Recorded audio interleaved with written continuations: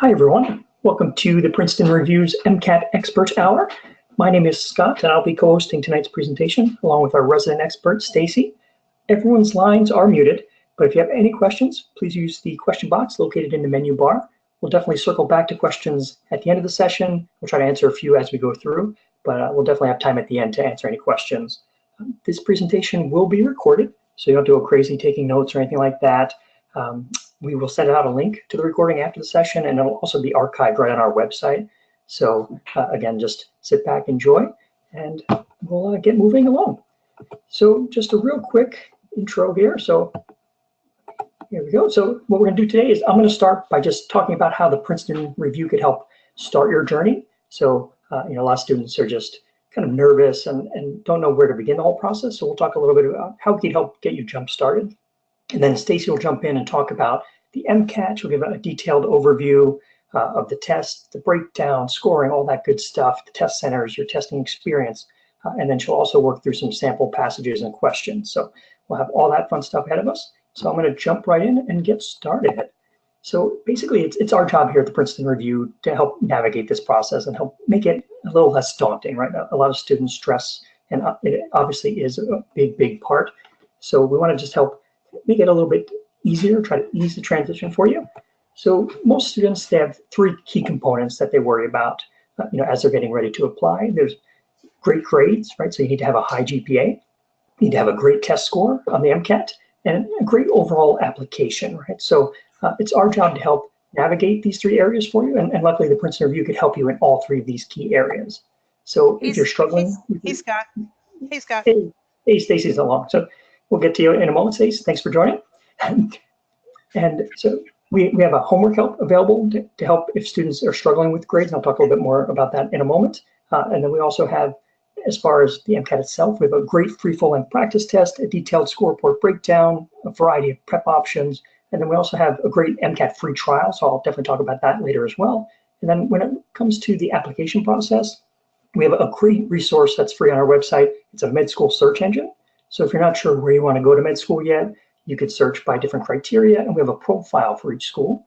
And included in that profile will be things like average MCAT score, GPA information, financial aid stuff, and then there's a link directly to that school's website. So again, a great free resource available to you on our website, so kind of help you start the whole process. And then we also offer medical and healthcare admissions counseling too, so if you need help putting together that entire package. So again, we're here to help you navigate this process, so definitely check out our website, tons of free resources for you there. Homework help, this is what we consider to be our pre-med GPA booster, right? So if you're a current undergrad working through classes and you're struggling at all, we have online academic tutors available 24/7. So you can log into our website anytime, day or night, and be matched up with a tutor in less than 2 minutes. So this is a great resource. If you're working on questions and you just need help, you could upload a question to the tutor. You could log in just for 5 minutes if you want. And again, it's a great resource. We also offer a free trial for this too. So again, check out our website. If you have questions about this at the end, I'm happy to address them for you. Obviously, we're well known for our test prep options, but we try to have something for all different budgets and learning styles. So it's really up to you depending on what you need, right? So you want to find the prep that works best for you. That could be a book, that could be a course, that could be tutoring. It really depends on your unique specifications. So if you're the kind of student that wants to be immersed in MCAT prep, you want to eat, sleep, and breathe MCAT, maybe our MCAT summer immersion course could be for you. You can consider this as maybe MCAT summer camp, right? So you go and you have 370 hours of instruction and coaching. And you actually go and you dorm at one of a few locations throughout the country, and you just do MCAT prep. So a lot of students love that experience. Our most popular option is probably our MCAT Ultimate course. So this is 123 hours of classroom prep with a team of subject expert teachers. So you cover strategies and content review. But if you're the kind of student that you already feel strong with your subject knowledge, maybe the MCAT strategy course would be for you. This is just 44 hours of classroom time focused on MCAT strategies. So again, really depending on kind of where you are in the spectrum of prep. We even have self-paced options. So if you want to work on your own, you can get access to all of our online tools, and you just work through at your own pace, and you have 9 months to go through all those options. So a great resource if you're prepping on your own. It gives you everything, including all the AAMC content. And then finally, if you want a life coach, we have private tutoring available too, right? So you basically tell us when and where you want to meet, and we send a tutor to you. You can meet in person or live online, whatever works best for you. So lots of different options. Again, really depends on what works best for you. If you do nothing else as far as prep goes, take advantage of our MCAT prep free trial. So the great thing about this is it gives you kind of a glimpse into our prep, and you get 30 days access totally for free. So again, you get a free full-length practice test, a detailed score report, you get online drills and lessons. It's just a great opportunity for you to kind of test drive our prep for free. So again, definitely check it out. It's princetonreview.com/MCAT free trial. This is kind of a glimpse into our dashboard. A lot of students often ask, what's included in your online tools? So this kind of gives you a glimpse into what you would get. What I really like about this is you put in your target test date on the top right there, and then it kind of has a countdown for you. So it's not meant to scare you or anything. It's just meant to keep you on pace for your test that's coming up. And you put in your target test scores. And then as you take each practice test, you can see how you're trending towards your goals. So again, it kind of gives you that unique personalized experience so that you're prepping towards your unique goals. If you take any of our options, you also get access to all the AAMC content, so all the question packs, practice tests, that's included in your dashboard as well. So you have all that good stuff right at your fingertips.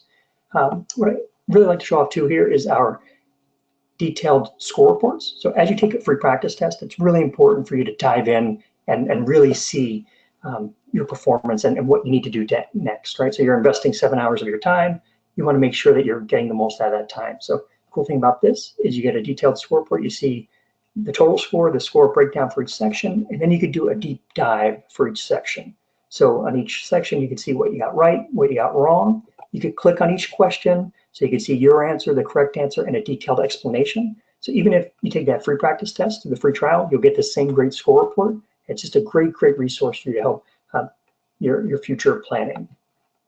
What you can do is after that, you could sort it by all the topics and subjects, and you can see where you're struggling, where you're strong. And you can even do subtopics. You can see all the questions associated with that topic.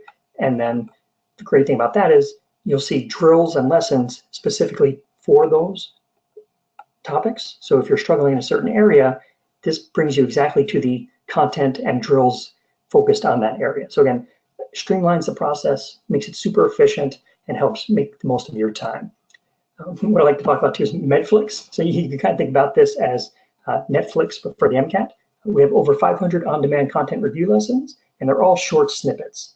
So the great thing about this is you could review lessons that you want to. You could skip ones that you don't need, but you just have all these lessons in your back pocket. So our students really enjoy these.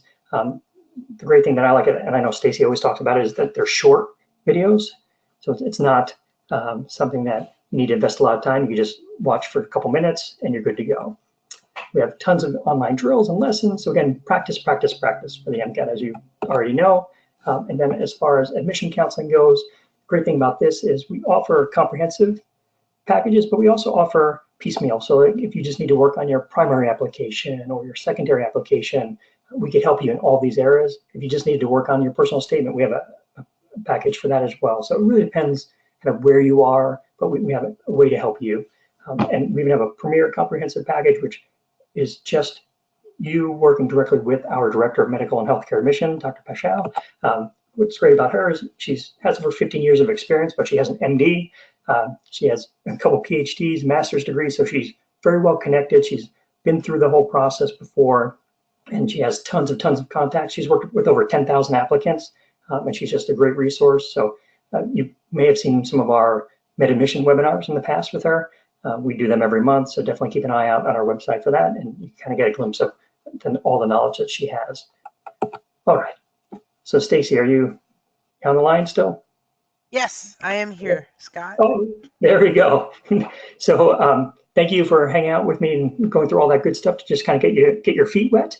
And then now I'm going to pass it over to Stacey, our MCAT expert.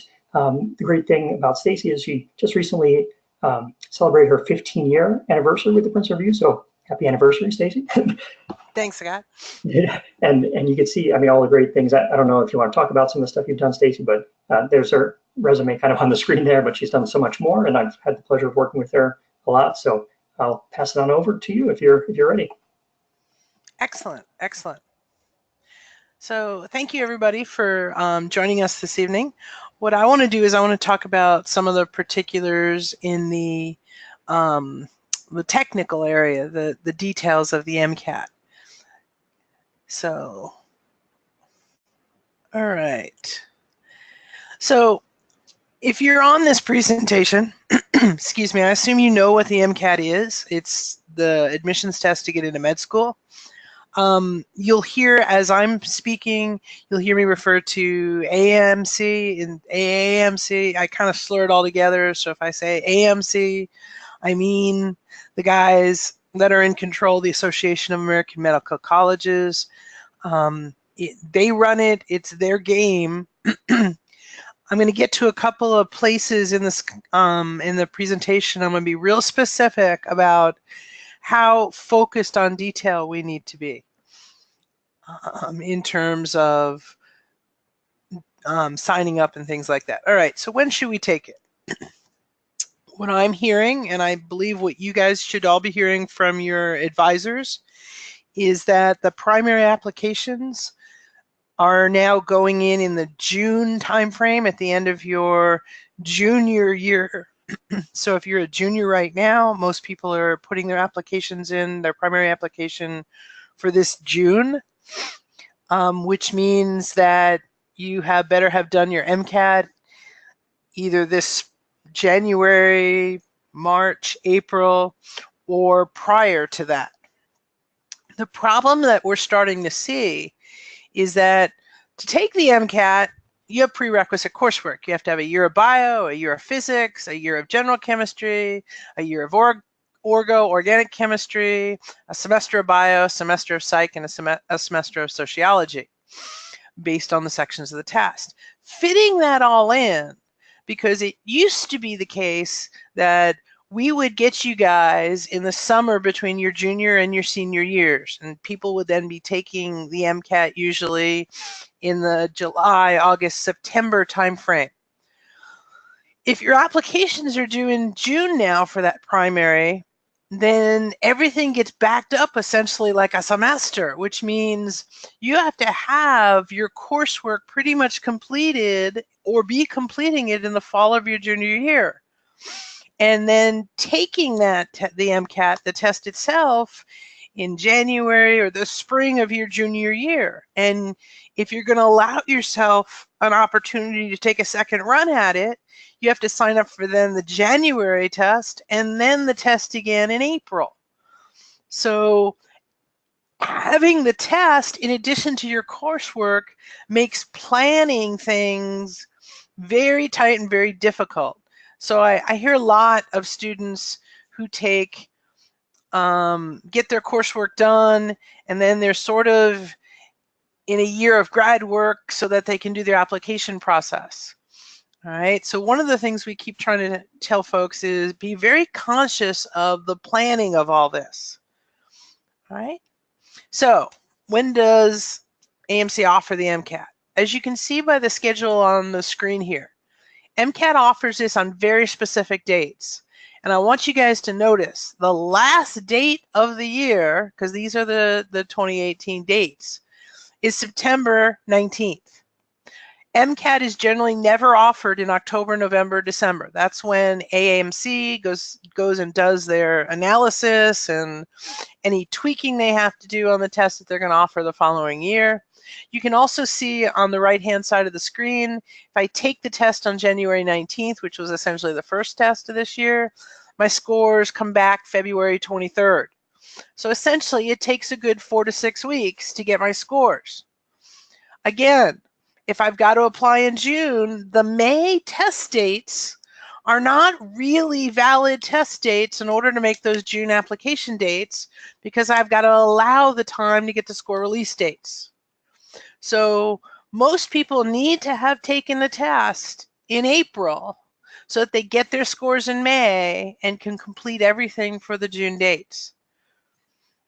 Okay, moving on. Now, the other thing, which I hate to talk money, but unfortunately we got to talk a little bit about money.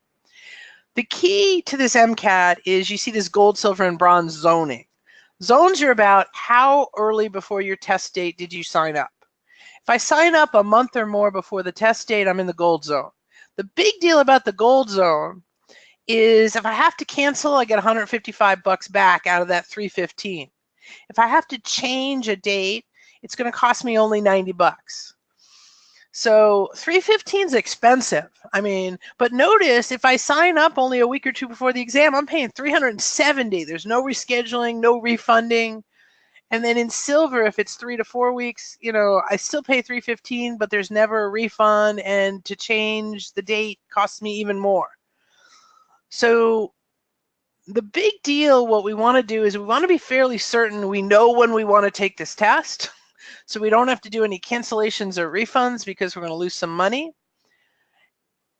However, at the same time, I have to weigh it against if I'm truly not getting the scores that I want, I have to sit down and say, do I want to put in a subpar score that my med school might see versus let me pay an extra $155 or $90, and if I give myself another 2 or 3 weeks, can I make sure I get that score that I need? Make sure you're talking to your advisors. What I'm hearing is med schools don't really want to see that subpar score. And we're going to talk in a little bit about averages and where the score numbers are and what you need. And, I don't want to show them scores that don't look so good and don't put me in the right standing. So there's definitely an internal discussion going on about, I've got a date, I have my test scores are not where I want them to be. What should I do at this point? And that might be a good time also to have a quick chat with your advisor and see what they're recommending based on their knowledge of the schools you're looking at or your program at school. All right, the MCAT itself is a 4-section test. Section 1 is known as the Chemical and Physical Foundations of Biological Systems. So what I'm going to do initially, see that of biological systems? On the MCAT, all of the sections are foundations of biological system. There's bio in every section of the test. People like to refer to the section 1 of the test as chemistry and physics. So essentially general chemistry 30%, physics 25%, biochem 25%, orgo 15%, all right? But everything is inside of a biology general discussion. So what do I mean by that? Lately, what we've been seeing a lot of, especially in the physics area, they used to ask a lot of what I would call classic or theoretical physics types questions in terms of fluid flow or pressure versus height in a pipe or something like that. That's not in a biological system. So we're seeing a lot of those types of questions starting to peter out, and we're seeing things in physics. If I talk to you about electricity and magnetism in physics, then I can start having questions that deal with maybe PET scans or MRIs or ultrasounds, and we can get into things like Doppler, and those are inside of a biological system. So we're seeing a lot less of what, on my slide, don't know if you guys had caught it, I teach the general chemistry and I teach physics for MCAT. And I'm seeing, in physics is even very much more obvious to me. I'm seeing a lot less of this, what I would call classical physics discussions and questions. I'm seeing much more of things like MRIs, PET scans, taking physics and putting it inside of a discussion based on a biological system.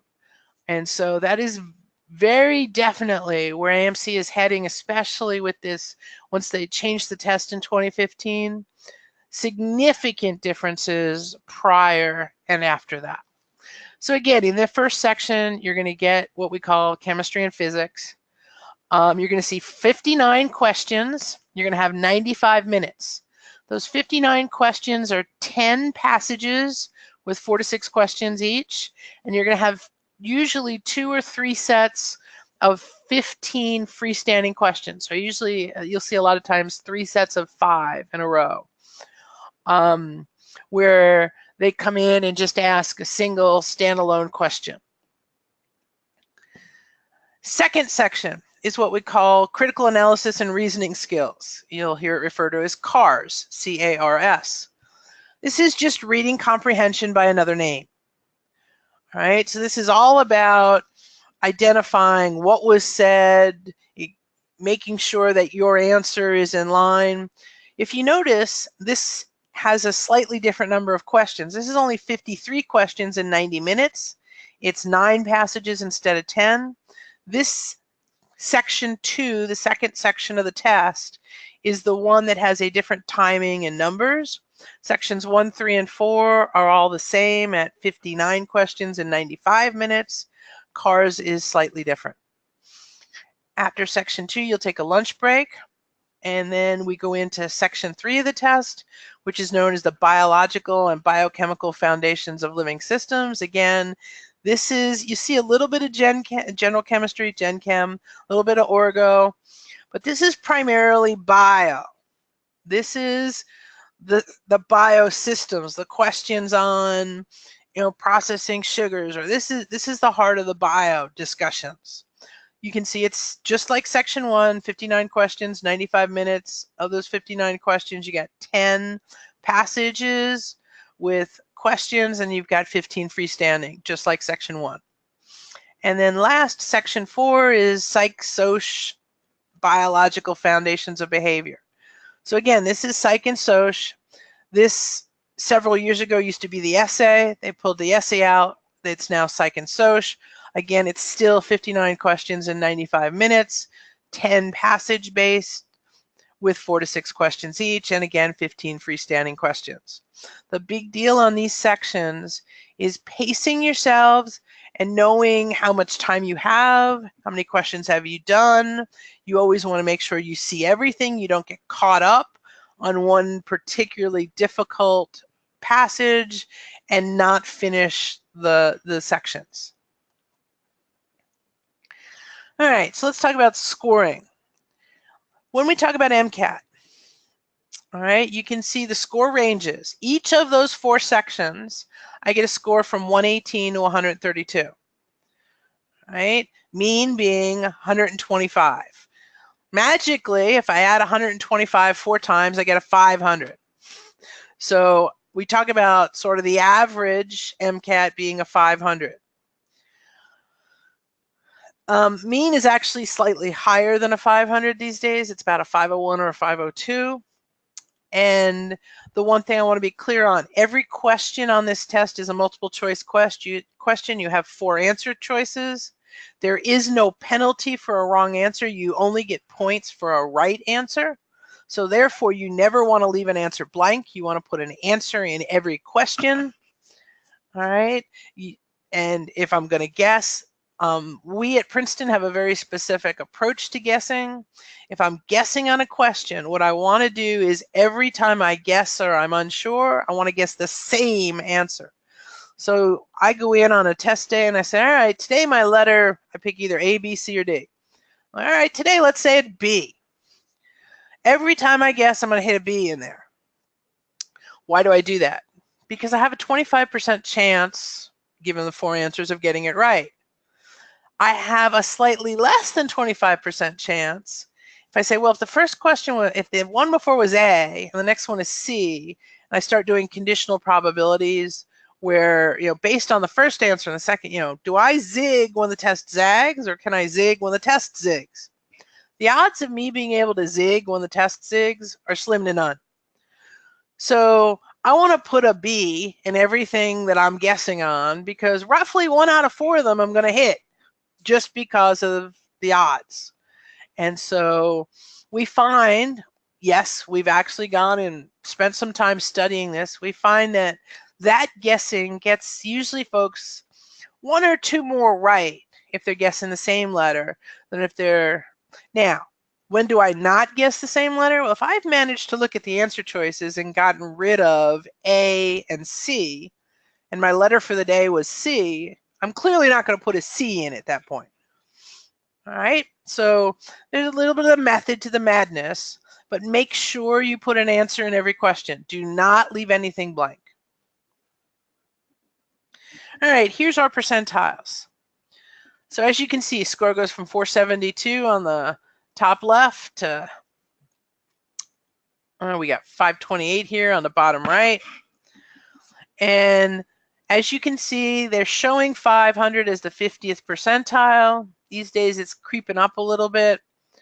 What I'm being told, because 509 is right around the 80th percentile. So based on my discussions with my students and what I'm hearing, 509 seems to be one of the magic numbers, where when people can hit that 80th percentile or above. So what a lot of people's target scores is they want to hit a 509 or better in their MCAT score, because that's usually, most people want to hit that 80th percentile or better for admission to the school that they're most interested in. All right, now, once you take the test, they give you a 3-minute window where they ask you, would you like to void your test? You then have literally a timed 3 minutes, and it's right at that point on test day to decide, yes, I want to void my scores, or no, I don't want to void my scores.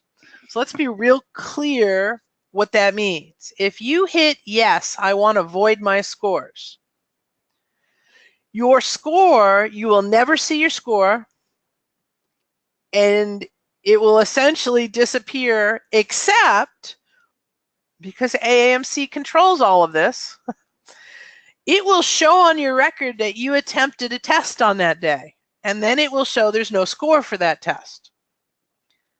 Now, if this were me and I were doing an application to a med school and I showed a test date with no score, I'm sure the schools are going to ask me about it, and my answer would be, yeah, I had to void it because about halfway through the test I got violently ill and knew that the back half of my test was not up to my standards. I had to reschedule and take the test, X days later, as you can see from my record.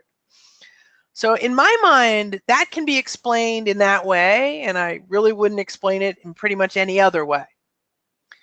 But so what I want you guys to be very aware of, if you void your score, the med schools can tell you attempted the test and can tell there's no score. It's not like it totally disappears off your record. Be prepared to answer the question.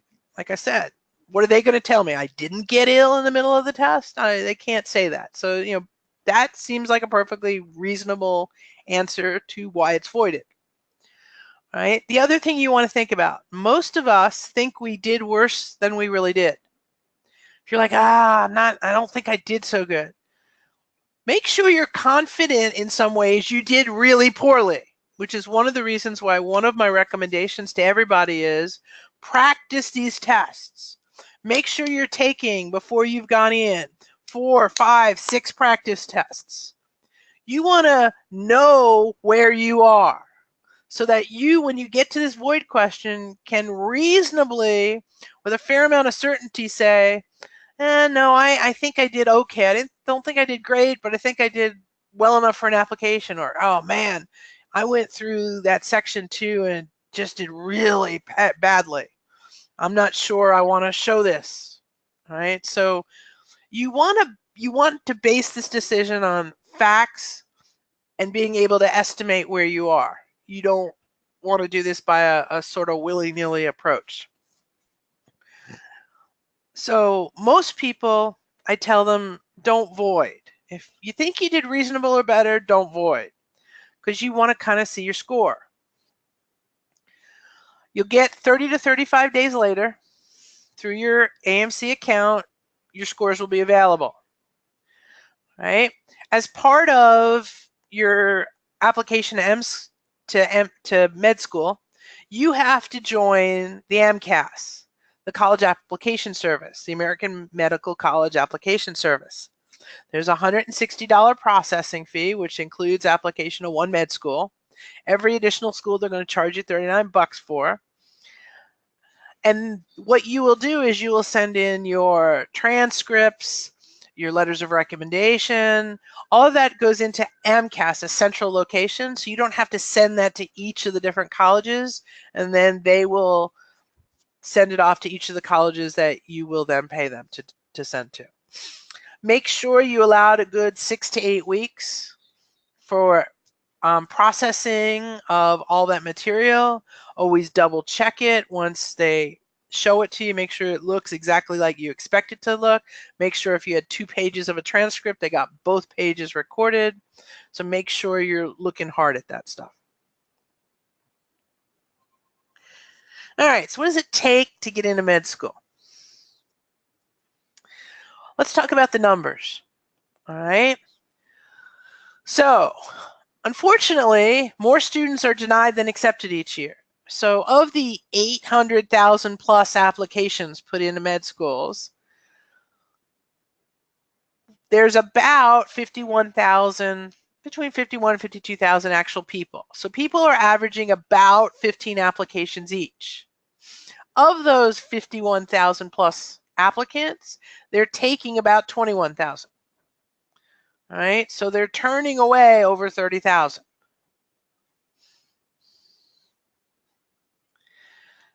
Now, MCAT scores and GPA. Admissions committees, so I want to be really clear, admissions committees look at everything, your whole application. It's not just one component.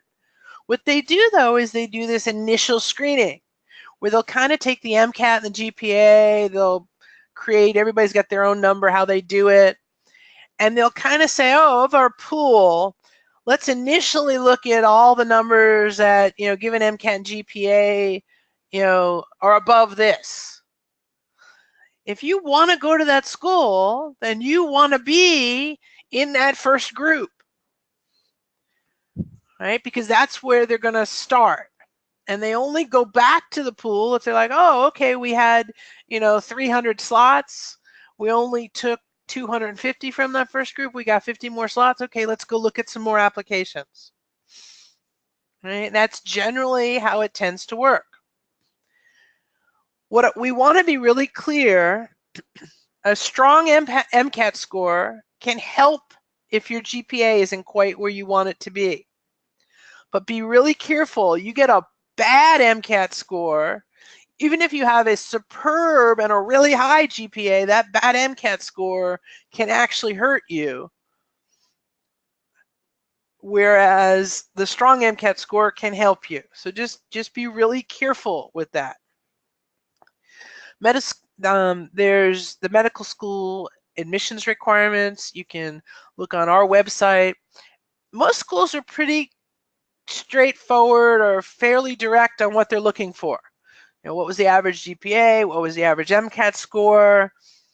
Make sure I'm applying to a school I'm in the right range. Usually students will apply to a couple schools that are a stretch, a couple schools that are right where they are, and then a couple schools that we would like to think we're more certain for. Right? So make sure you know where you stand. Now, here's a summary of test day in terms of timing. So test day certification, that's just sort of signing on the computer. We'll talk about fingerprinting and stuff like that. And then, as you can see, there's a 10-minute optional tutorial to walk through on the screen what things look like, how I can right-click my mouse or left-click my mouse. And let me be very clear. You are using a PC with a mouse. You are not using a laptop with, a standard touchpad kind of thing. So make sure when you're practicing with a mouse that has left and right buttons, because left and right buttons are used for the test. So again, remember how I said I wanted you guys to practice 4, 5, 6 practice tests. Practice online using the online tests. Please, please, please do not do all your practicing on paper tests. That is a bad idea because the real test is on a computer. It's computer-based testing. The whole act of putting a test on a computer makes it more difficult instead of a paper test where I can highlight and do things on the paper. So make sure you're working with the test in the form that you're going to take it in. All right, as you can see, there's your section 1, Chem and Physics, 59 questions in 95 minutes. You get a 10-minute break that you can take or not take. You do your cars, section 2, 53 questions, 90 minutes. Then you get a 30-minute lunch break. Then you do section 3 of the bio, 59 questions, 95 minutes. You get a 10-minute break. And then you do psych and soc, 59 questions, 95 minutes. You see there's your 3 minutes for your void question. And then it always amazed me that I've just sat here essentially. By the time I check in and stuff, I'm usually at that point well exceeded 7 hours. Just sat here taking this test for over 7 hours. And then they asked me a satisfaction survey. How do you think I feel at this point in time? Get me the heck out of here, all right? So it always blew my mind that they had a satisfaction survey. I'm like, does anybody really say I'm satisfied? I just can't imagine answering that question that way. But as you can see, the content of the tests, the 4 sections is 6 hours and 15 minutes. But by the time you get through all this, you have 7 hours and 27 minutes. Now, I had a student once who bragged to me that he took none of the breaks, including the lunch break. I'm like, why would you ever sit through an MCAT without taking a break? That doesn't strike me as smart. If I have the ability to take a 10-minute break, I think I kind of want to take a break for a second, walk out, clear my head, and then come back in, go to the bathroom, whatever I need to do. So I've had people, like I said, it kind of confounds me because people actually brag to me that they didn't take their break. And I'm like, are you sure that was a good idea? I understand wanting to get done, but I also understand, the ability to sort of step back for a second, regroup, eat lunch. I need to feed my system, fuel my system, make sure I'm ready by the time section 4 rolls around. I really don't want to sort of be passed out and non-functional. All right, so let's talk about the testing center itself, what's happening. All right, you'll walk in, you'll see a general, entry room like you see there. Notice the lockers on the left side of the second picture. And then you've got the check indexed on the right side of that picture. You are not allowed to take anything except the key to the locker into the testing room with the computer. Anything you bring in must go in that locker. So license and paper and anything you bring in goes in that locker. You're not allowed to bring a pencil into the test room. You're not allowed to bring anything into the test room, and they make you put the locker key usually in your pocket. You sign in, notice they're going to ask for ID. Please double check that your ID is not expired. It's easy as a college student to not realize that your driver's license has expired. If your driver's license has expired, you will not be allowed to enter the testing center. They will literally take your license, say it's expired, thank you for the $315, you need to make another appointment. Second thing with the ID, this is one of those things where AMC is annoyingly particular. If you sign up to take the test, so let's say my given names is James John Smith, all right, and I go by Jim. And I go to the AMC website and I sign on as Jim J. Smith. If my driver's license says James John Smith, I must sign up for the test as James John Smith. If you go to check in on test day and your driver's license does not match your registration name exactly, let me be clear, exactly. Once again, they will hand you back your ID and say, thank you for registering. You are not allowed to enter the test room. So make sure when you sign up on the AMC site, you sign up exactly as your driver's license, because most of us are going to use our driver's license as our ID, and it must match it exactly. If your driver's license says James John Smith, you cannot sign up as James J. Smith. Doesn't match it exactly. Right? They're that particular about it. You'll sign in, All right, they'll take your signature, and then you see with the hand, they're going to take a hand print. Now let's talk about this hand print for a second. Why are they taking my hand print? They're taking that hand print as a control mechanism. Every time you walk in and out of the test center room where the computers are, you will use the handprint. The reason why they're doing this is they've had issues with twins, where one twin goes in and the other one comes back and goes out. Twins don't have the same handprints. Therefore, they want to make sure that the person that started the test is the exact same person in each section of the test. So the purpose of the handprint is not per se to have your handprint on file, but it's to use it as a control mechanism on test day to make sure it's the exact same person going in and out. All right, once you do your handprint, they'll take a picture. All right, and then on the right-hand side is what the test room looks like. Notice how you have the carrels, you have the computers. You see one guy there has got headphones on. They have headphones at the computer station, so if you want to put headphones on. This is a very quiet environment. What I want to be really clear about, though, is everybody in that testing center is not necessarily taking the MCAT. The person next to you could be taking the GMAT, the GRE, the Series 7 exam. This is a generic testing center.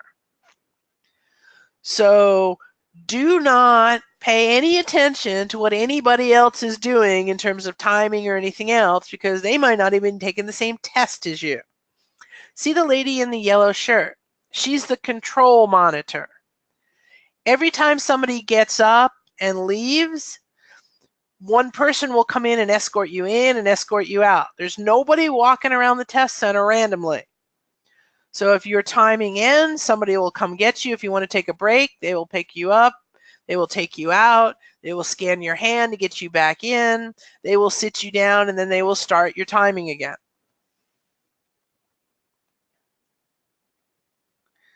All right. What they're now doing, this is effective this year, January 2018, is instead of paper, scrap paper, they now have what they call this note board booklet. All right, so you can see the note board. It's 14 inches long by 8 inches wide. You get a fine point marker. It's spiral bound. It's two-sided, so you can write on both sides of the pages. All right, you have 9 pages, both sides. So you essentially, well, the first side has information on it. So you have about 17 sides. There's plenty of scrap here to get you through a section. All right, now let's say for some reason you were to use up this whole thing. You raise your hand, you hand it to them, and they'll give you a new one. Not a great idea in my mind. I use this to note if there's some questions I want to go back to. So my notes are going to say, passage 1, questions 1 through 4, 1, 2, 3, and 4 I did. I might mark question 3. If I ever decide to go back to question 3, I want to have my notes that I made when I did it initially. The book itself is not erasable. All right, the marker you can't erase. This is not an erase board. All right. You can get more, but I like to do each section inside of a booklet so that I can always go back and look at what I wrote and what I had initially. All right, again, let's talk test itself. This is what you're going to see on your screen. On the left-hand side is the passage. At the top, it tells me that questions 1 through 3 are based on passage 1. All right. Notice towards the bottom left side, underneath the left side, there's a periodic table button. If I want a periodic table, I click on the button. All right, next. Notice the scroll bar. Most passages are longer than what you see on the screen. Make sure you scroll down so that you catch everything. I've known people to have missed a graph because they forgot to scroll far enough. We don't want that to happen. You have the ability to highlight. You can highlight within the passage. You can highlight within the question itself. You can see in this question 1, we strike through on A and C. We know they're not the answers. I'm looking at B and D. The strike through is a right click on the mouse. This is why we want you guys to practice tests with using a mouse instead of a touchpad. Want to make sure you understand all the capabilities developed. There's what your periodic table looks like. Now, let me be really clear. Notice you have the symbol, the letter, you have an atomic number above it and an atomic mass underneath it. You do not have the names of any of the elements. So you need to know all your elements. Most of you should. All right, but nothing in here allows me to double check, is that the right element? So I got to make sure I'm solid on my elements. All right, how can we maximize scores? AMC is very clear on the fact that they test in excess of 500 possible concepts or ideas.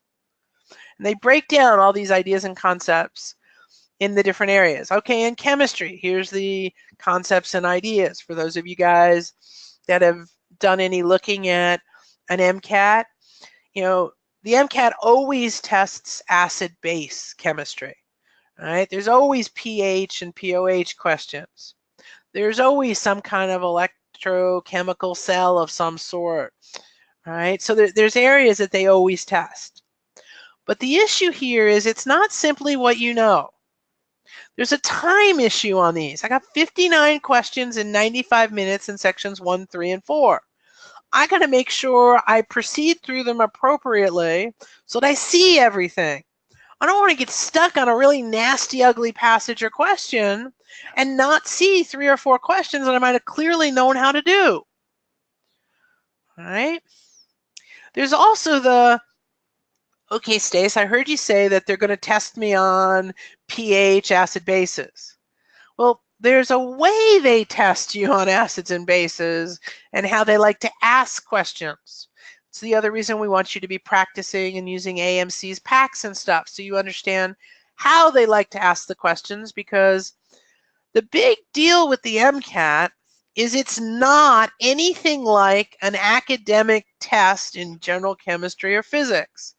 When we did academics, you know, when we took our general chemistry classes, we didn't get passages with questions attached to them from our chemistry teacher. We got standard general academic testing, which are usually like the 15 standalone questions. So this whole passage-based thing is an issue with the MCAT we got to get used to, we got to practice with, we got to understand it. Now, I want to, again, be very, very clear about these passages. As I like to tell my students when they're in my class, if I'm doing chemistry or physics with them, I expect you, when you walk in and take your MCAT after, you know, you do the review or a couple months later, whenever you're taking it, I'm expecting you're going to read one of those passages and say, well, we didn't cover this in material in class. You're going to look at a graph and say, we never saw a graph that looked like this. And I'm going to say, yes, I told you that was going to happen. What they're going to do is the chemistry, the physics, the content, you have to know. But then they're going to dial up a passage in an area that you're not expected to understand it intuitively, or, oh, I know exactly what this is, or I've seen this 3 or 4 times, I know what they're talking about. They're going to write a passage that's going to seem beyond the scope. And my job as someone who's taken an MCAT is I have to know how to take the graph you gave me, look at the variables, look at the passage information, and then take that back to the basic, if we're doing chemistry, you know, take it back to the general GChem. Okay, how does this relate to the general chemistry that I know? Oh, all right. Or if this is physics, you gave me an ultrasound. Well, I know ultrasound uses Doppler issues. Okay, how does this relate back to Doppler? I've got to take what they've given me in the test and relate it back to the basic information. That's the really hard part about the MCAT. Most people will tell you they start doing passages and they start doing practices and they're like, this stuff does not look familiar. Correct, it doesn't. But the basic tenets and the concepts are there. okay, how do I relate this back? And that's the practice that's critical for this exam.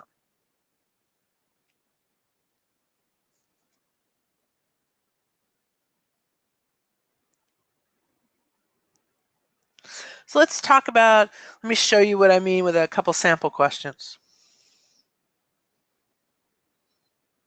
All right, so here we have a passage, chemical and physical foundations. So this is a section 1, and I'll tell you right now, this is actually a chemistry question.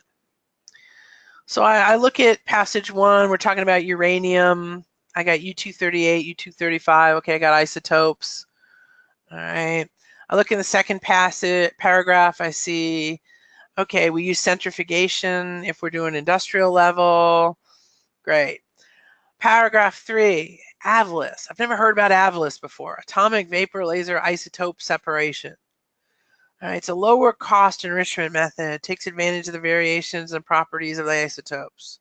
Subtle differences, perturbation in the energy levels of an atom from a magnetic dipole-dipole interaction between the nucleus and electron. I had better know what a magnetic dipole-dipole interaction is. As a result, U-238 absorption peak shifts from wavelength shifts in my 2 isotopes. A laser is tuned to preferentially excite U-235 electrons, resulting in photoionization. I had better know what photoionization is and what occurs in photoionization. And then they say, subsequently, the isotopes are separated. Now, question number 4 says, how is the separation and collection of enriched uranium most likely achieved? And I'm like, well, I remember reading in paragraph 3, the laser excites the U-235 electrons. And I look at answer A, less dense. Density has to do with centrifugation. That's not what we're talking about. That's not AVLIS. It's not A. The product of interest will be attracted to a charged plate. Charged plate. If I'm not paying enough attention to my magnetic dipole-dipole interaction and my photoionization, I may rule out the charged plate. Because I see in C and D absorption spectra and emission spectra, and it's set an absorption peak, and so what a lot of people will choose on question 4 is C. But that's not the right answer. It says the laser excites the electrons, resulting in photoionization. I need photoionization first. Subsequently, after photoionization, the isotopes are separated. Since it happens after photoionization, the charged plate, i.e. the attraction of the ions, is how I actually do the separation, and that one word subsequently is critical. And that's why we want you guys to be practicing this stuff so you get a feel for what's going on. Now, what you see is when I'm reading and working on passages, I do a little bit of highlighting, and we have particular rules we talked about in class and what I highlight and when. You can see I do a quick summary on paragraph 1, 2, and 3. All right. I don't work with a lot of the details unless you ask me a question about them. I want to understand in general what's going on, and then I only go to details in order to answer questions. All right. And then analytical techniques don't separate compounds, i.e. lasers.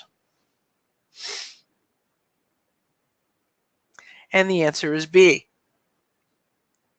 And a lot of people look at that and go, wow, I would have chosen C. And that is the heart of the MCAT. It's tricky. It's nasty. I got to understand what they're doing and why they're doing it. And I got to be real careful about certain keywords. All right, so here's a freestanding question. It says an electromagnetic blood flow meter with an electric field strength. If we're doing electric field strength, this has to be physics. 0.1 Tesla is used to determine that the speed of blood flow through an artery of diameter 1 centimeter is 0.2 meters per second. How much work is done in 1 second by the magnetic force on each sodium ion passing through this artery? This kind of question is a question that MCAT loves to ask about work done. And if I'm really careful, I know with my right hand rule that the magnetic field is always perpendicular to the velocity vector. If the magnetic field is perpendicular to the velocity vector, then no work can be done when it's perpendicular.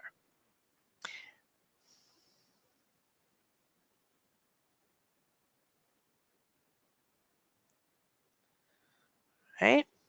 So they love to ask this question about work being done in perpendicular scenarios, and people forget that I can't do work when it's perpendicular to the velocity or the displacement.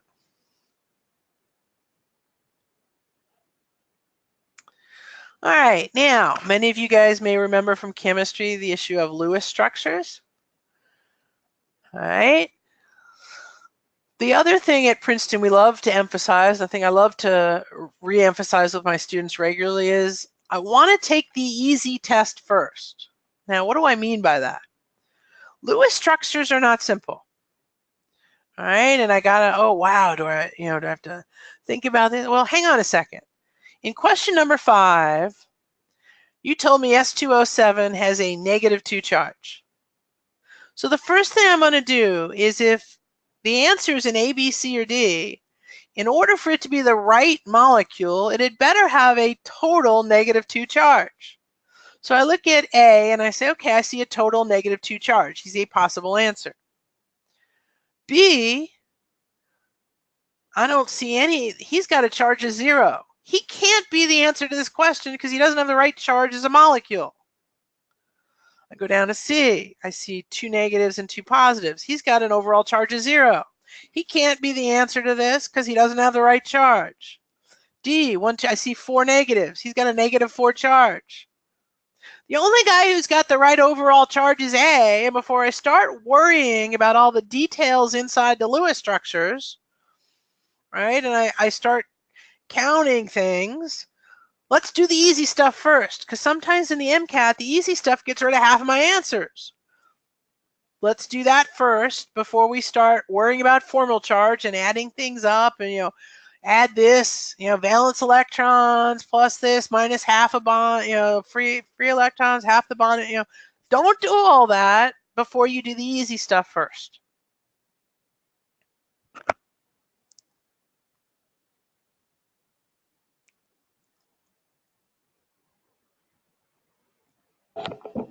All right, so we're just going to do a quick poll, and then we'll open it up to questions. So we have plenty of time. If you have a question now, if you want to start putting it in the chat box, I'll definitely serve them up to Stacey in a moment. But we're going to just do a quick poll here, just to kind of see who's still around. All right.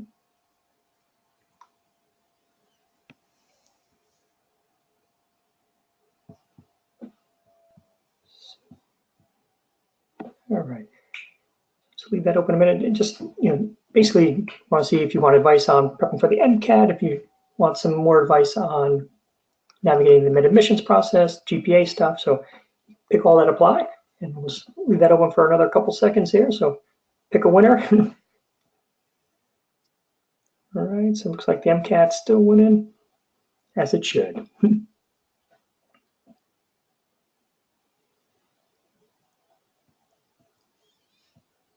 All right, so we'll close that out here. Thank you, everyone, for. All right, so now we're going to open it up to questions. Obviously, Stacey, if you have any words of wisdom, if there's anything you want to chat about, as I'm looking at the questions, feel free. Yeah, I know we kind of served up a lot of information today, so I'll check out the questions. So what we got here.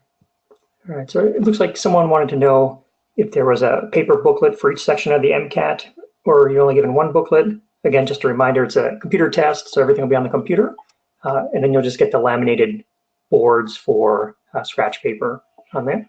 So easy one there. Let's see what else we've got here.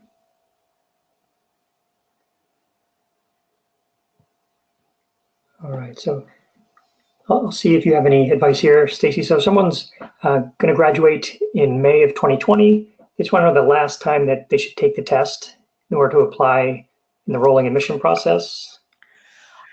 My current understanding again, based on my students. And I would tell you, make sure you're talking to your advisor at your college because they're probably your best resource. If you're graduating in 2020, that means you're a sophomore now, correct?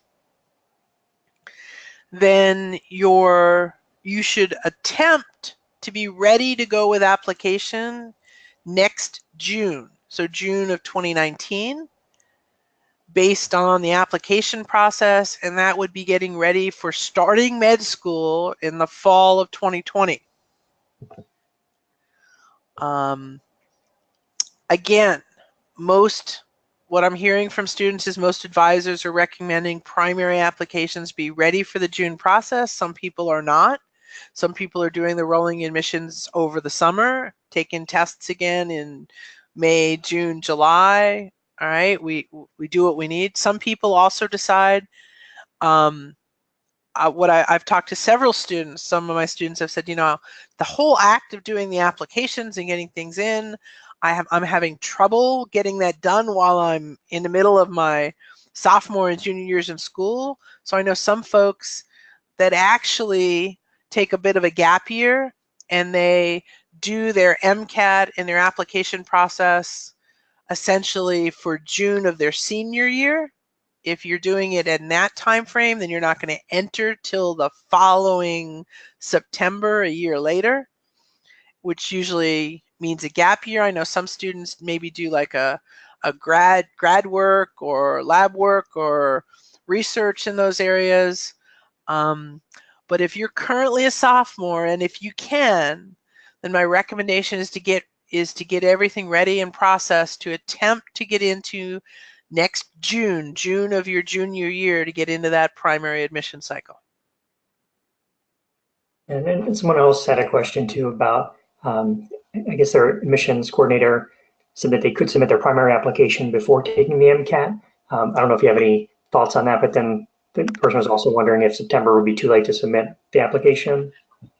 September is not too late because I know some students who have gotten admitted in that time frame. You have a better chance in my understanding. So let me also be really clear, guys. I did not apply to med school. I have no intention of applying to med school. I'm not a med school student. So this is one of the reasons why I always like to refer you back to your advisors, because your advisors are actually your best resource here. I've had students that have done a little bit of everything in my classes. I know that they're working. In fact, I had some students, I taught some classes last summer who, again, they were going from sophomore to junior year. They were trying to get everything done.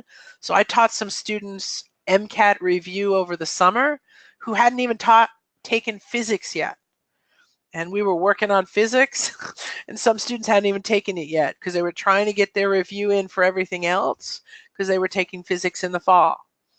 So because they felt for them, it was going to be easier for them to do their review this summer than it was going to be during the semester at night. So part of the thing is knowing yourself as a student, knowing what works for you, knowing how much time you have to do things, and going from there. Perfect, thank you. So someone else had a question about scratch paper. Again, just a reminder, you get the laminated booklets at the Pearson Centers now. So you have to get used to writing on that laminated booklet. The good thing is if you do prep with us, we do supply that booklet. So it kind of gives you practice, but that's a challenge, I think. Let me also add, if you're left-handed, this is not good news for you. Because since it's a bit of a marker, and if you're left-handed, this will actually, you will come out of the exam with marker all over your left hand and arm because of these. Sorry guys, this is a little bit easier for a right-handed person to use than a left-handed person because you guys are gonna come across the booklet when the marker is still not dry. That's an excellent point. Someone also wanted to know if you could zoom out so you could see the entire passage on the screen, but you just have to scroll down. You cannot. You are not, that is not allowed in the thing. You must scroll. You cannot zoom out.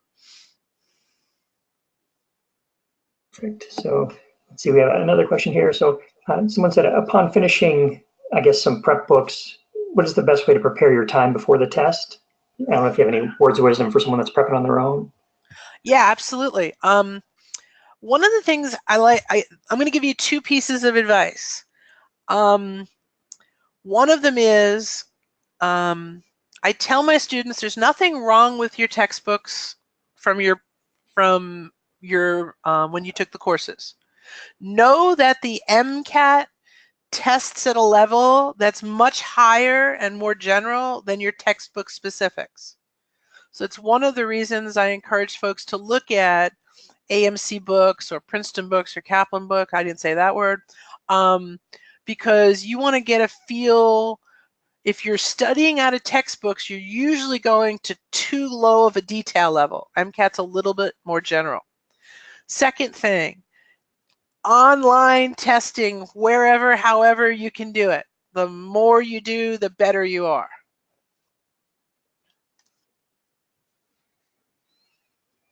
Good advice. So let's see here. I guess going back to the laminated note boards, that one student had a question. I guess the clarification was wanted to know if you get one booklet for the entire test, but you could raise your hand and you start off with one booklet and you can raise your hand and they will trade you a new one for your finished one. You are never allowed to have more than one booklet in your possession. If you go out for a break, your booklet stays at your carrel. So you could do one or two sections in a booklet. Usually you need more than one booklet to get through the whole test. What I personally do is I do usually one section in each booklet. At the end of a section, I'll usually trade it out for a new booklet so that I always have a brand new booklet when I'm starting each section, because I know I can do one section in a booklet without any sweat. perfect. And we have a couple questions, I guess, about prep options here. So I want to know if we offer a prep option that consists solely of practice tests. So I can answer that. Yes, we do have a practice test package. Gives you access to 8 full-length practice tests.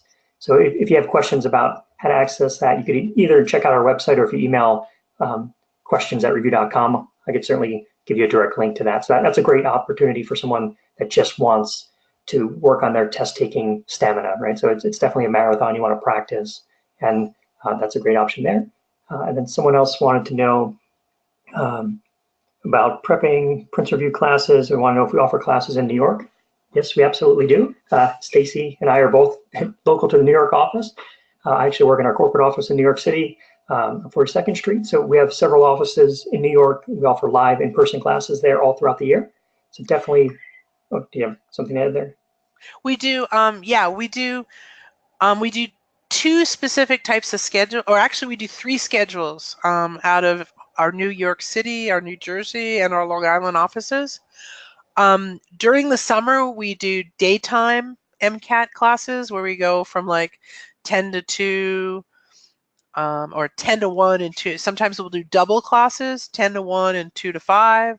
Sometimes we'll only do, we're running a schedule this summer on Long Island. We're only doing morning, 10 to 1 only. So instead of it being done in about 4 weeks, we're going to go for 2 months because we're only going to do mornings.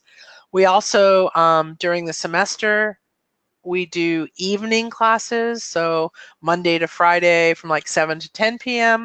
And then we also, both in the summer and during the semester, we do weekend classes where we do Saturday and Sunday classes, and we go doubles on both Saturday and Sunday. So we go classes from like 10 to 1 and 2 to 5. And we're starting a new, we started a class a week or 2 ago. We're going classes from 12 to 3 and 4 to 7 on Saturdays and Sundays because we found folks wanted them a little later. So we're trying that schedule out too. Yeah, so tons of options. And again, if you have questions, you could email questions@review.com. I'm happy to give you all the details about prep. See, we do have a physics question for you here, since I know you're a physics person. So we've got, in terms of physics, is an intro physics course enough background for the MCAT, in your opinion, Stacey? My question is, in your intro physics course, you need to make sure that your intro physics course covered 3 specific things. Most intro physics courses are primarily what I'll call mechanics. So velocity, displacement, torque, that kind of stuff. Make sure you had electricity and magnetism. So the big areas are mechanics, fluid flow, electricity and magnetism, and optics, waves, mirrors, lenses, sort of new age Heisenberg uncertainty principle physics. If your intro course covered all of that, then you're okay. Good stuff. And then I guess building on that, how necessary do you think it is to memorize equations for physics and chemistry? I do a little bit more equation memorization for physics than I do for chemistry. For chemistry, I find it to be more conceptual and idea-based. So I don't have a lot of equations I memorize for chemistry. I memorize, now the one thing for chemistry that I'll give you a warning from a math perspective, make sure you're good with logs and exponents, because the thing on the MCAT is you don't have a calculator. And pHs are all about exponents and logs. So there's ways to estimate at logs and exponents in order to estimate a pH or a pOH. That math I've got to be pretty solid on for chemistry. Let me also, as an aside, some people will talk about doing like note cards for memorization. I find that for note cards, there's some specific formulas I'll put on note cards. And for physics, I have maybe 20 or 25 formulas or note cards. For chemistry, I have maybe 10 or 15 note cards. But I have trouble doing note cards for a lot of the conceptual, especially passage-based approach. I find that it's harder for me to study from a note card perspective for a lot of the passage-based material. And I tend to do less of that, if that makes sense. Sounds good. So yeah, for a few more questions, Stacey? Sure. Oh, cool. So this one might fall into some students that you've probably had tutoring over the years. So someone took a few practice tests and they're having difficulty improving past a 500. I don't know if you have any advice. Obviously, it's tough to see without seeing the score reports, but what I find when students are really having trouble getting over that 500 mark, there's some very specific detail orientation in the question, and they have to be able to isolate, okay, if I'm in physics, what exact formula did I need to answer this question? Or if this is chemistry, what particular piece of information did I need to relate this to in order to know of these 4 questions, which one's right on? So what I find is when students are trying to get over that 500 hump into the 500s, it's about refining and being able to read a question stem and say, oh, I know exactly what they're asking me about here, as opposed to generally being, I kind of know what's going on here, but I'm not. Most of the questions on a passage-based approach, I've got to be able to say, oh, this is in reference to this concept. And that's usually what takes me higher into the 500s. perfect here. All right. And someone wanted to know if schools look at individual section scores or just the total score for the MCAT. Believe it or not, my understanding is it's based on the school. Yeah, and that's something that I've heard too. My understanding is the more competitive schools look at more of the details. Yeah, and also another thing to keep in track, a lot of panels that I've sat on, they definitely want you to be pretty even too. So like they don't want a huge disparity between bio and cars. Yes. I hear that a lot. In fact, I've got a tutoring student I'm working in right now who has her bio, her cars, and her psych soc in one place, and then her section 1 chem and physics is about 8 or 9 points less than that. So what we're focusing on right now is bringing her section 1 up so that she's relatively even with everything else.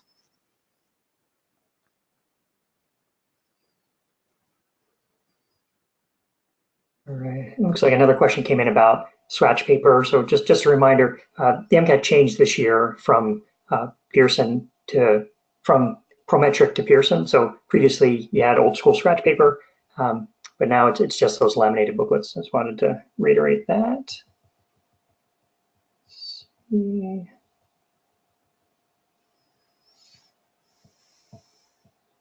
All right, so we have someone that has an exam coming up May 19th, and the plan is to start doing practice tests starting May 1st. The student did go through all the material already. Do you think, in your opinion, that that's too short of a time period to practice? Yeah, I would be worried. I would be concerned. Doesn't mean you can't. Excuse me. I don't want to tell you you can't do it, because anything can be done. But what I find is that when people are taking tests really close together, they don't spend enough time breaking all the material of the test down to its lowest level. Make sure you're going through every question, you understand every answer. You're like, all right, what did I need to know in order to get this question? That's the question you want to be asking yourself when you take a practice test. Oh, what formula, what concept, what did I need to be able to bring from my memory in order to answer this question? Right. Sounds good. So I don't want you to lose your voice here. I feel like it's cutting out a little bit. So I think we're gonna wrap it up. But again, if you have questions at all, just email questions@review.com. I'll monitor that inbox so I can get back to you, and I can always pass over some questions to Stacey too if she's kind enough. Yep. Scott will be happy to email me, and I'll be happy to respond so that you get the question from either me as the MCAT teacher expert or Scott, the Princeton Review corporate expert. Yeah, and I've been around over 10 years too, so I've spent all my time in the grad world. So I've definitely had a lot of students, a lot of experience. I'm always happy to be a resource to you as well. All right, so thanks so much, Stacey, for all of your expertise. And like I said, if you have questions, questions@review.com.